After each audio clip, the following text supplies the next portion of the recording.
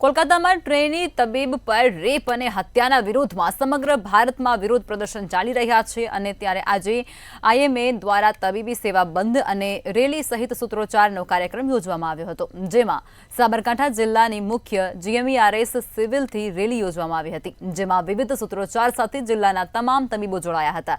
આ rape with મર્ડરની ઘટનામાં સંડોવાયેલ આરોપીઓને સખતમાં સખત સજા કરવામાં આવે તેને લઈ અને આ વિરોધ સાથે જ માંગ થઈ रही है। तो अमारी मागणी एवी है, इंडियन मेडिकल एसोसिएशन तात्कालिक अमारी एक्शन कमिटी मीटिंग थी थी अने एमां तारीख 17 तारीख थी 18 तारीखना सुधी ओपीडी अने जे प्लान सर्जरी होय ने प्लान जे कामकाज होय एनाथी अळगा रहेवानो नक्की। गायनेकोलॉजिस्ट तरीके प्रेक्टिस करूँ छूँ।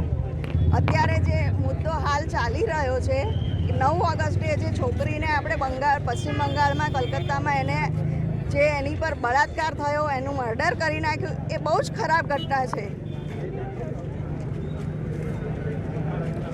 એક નારી એનું કામ આટલું સરસ આગળ વધીને કરી શકે છે તો એને કેમ આ રીતે કચડવામાં આવે છે? એના માટે કેમ સલામતી નથી? ये इसलिए है कि जो आरजेकर मेडिकल कॉलेज में जो जूनियर रेसिडेंट का रेप एंड मर्डर हुआ है उसको जस्टिस मिले, उसको सपोर्ट मिले, इसलिए है।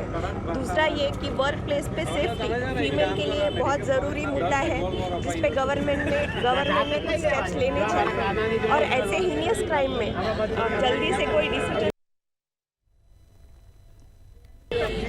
उसे सख्त कड़ी से कड़ी सज़ा देनी चाहिए, ये हमारी मांग है।